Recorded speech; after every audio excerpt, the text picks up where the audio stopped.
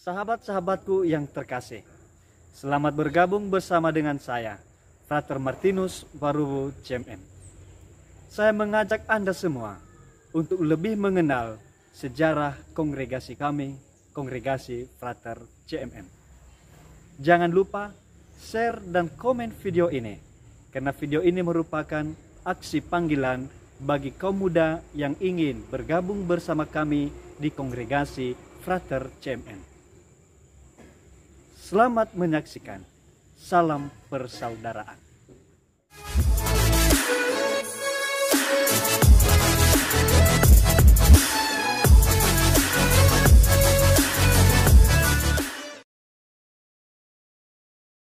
Pada tanggal 25 Agustus 1844, seorang uskup dari negeri Belanda yang bernama Monsignor Johannes Swissen.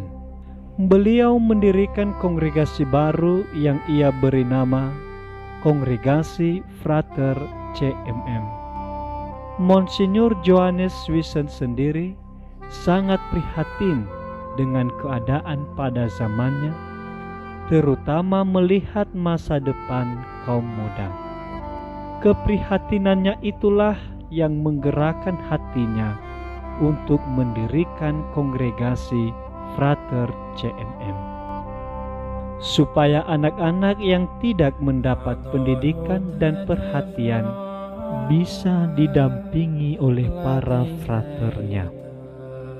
Monsignor Johannes Swissen memiliki motto Mansuete et fortiter, artinya ketegasan dan kelembutan hati. Ia membina para fraternya untuk menjadi pribadi yang tangguh, bersaudara, dan berbelas kasih. Monsignor Johannes Swissen memberikan spiritualitas bagi kongregasi Frater CMM sebagai pedoman dalam pelayanan dan karya, yaitu persaudaraan dan belas kasih. CMM singkatan dari Congregatio Mater Misericordiae, artinya Kongregasi Maria Bunda Berbelas Kasih. Monsignor Johannes Swissen memberi tempat utama berbelas kasih dalam hidup dan karyanya, sehingga pendiri menempatkan Santa Perawan Maria dengan gelar Bunda Berbelas Kasih, sekaligus sebagai pelindung utama kongregasi Frater CMM. Dan Santo Vincentius de Paulo dengan perhatiannya yang sungguh luar biasa bagi kaum miskin, sehingga pendiri menjadikannya sebagai pelindung karya di kongregasi Frater CMM.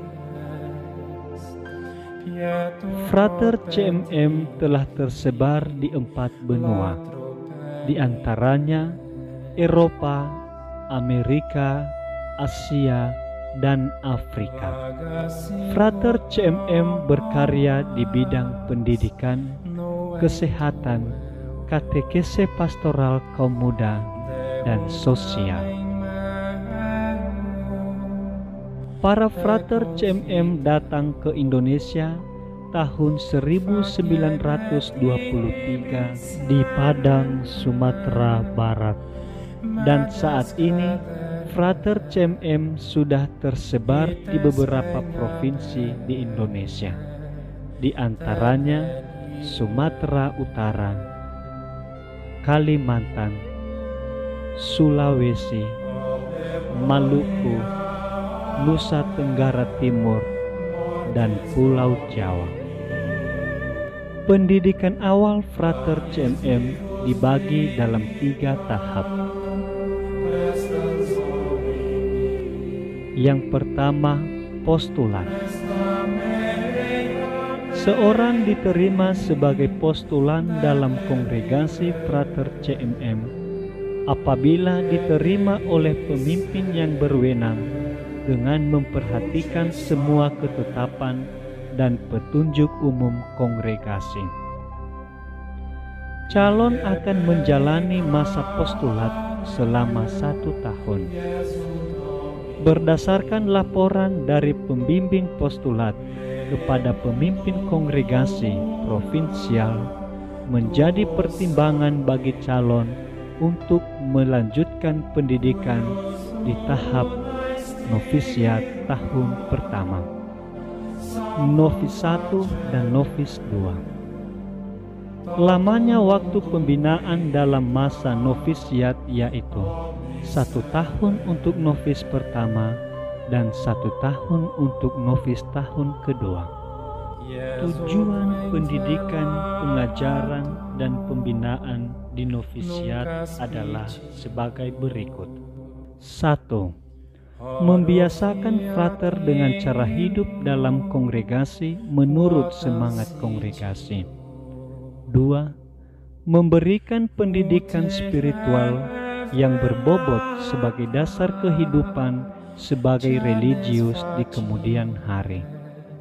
3. Memberikan bimbingan yang perlu kepada para novis. 4. Mempersiapkan dan mengantar frater novis pada hidup pelayanan. Yang 5. Menguji kemampuan untuk hidup dalam kongregasi. Pendidikan lanjut. Setelah selesai masa pembinaan atau masa novisiat, maka para frater akan melanjutkan ke tahap juniorat. Sekaligus, para frater akan diberi kepercayaan untuk studi di berbagai universitas sesuai dengan bakat dan juga kebutuhan bidang karya kongregasi. Syarat-syarat untuk menjadi frater CMM adalah: 1. Pria sejati dan Katolik. 2. Sehat jasmani dan rohani. 3. Pendidikan minimal SMA, SMK atau sederajat. 4. Sudah dibaptis Katolik dan menerima sakramen Krisma. 5. Mampu hidup berkomunitas, bersaudara, dan bekerja sama. Hai kaum muda, marilah bergabung bersama kami dalam persaudaraan dan belas kasih di kongregasi Frater CMM. Tuhan membutuhkan Anda untuk menjadi pelayan bagi umatnya. Salam persaudaraan.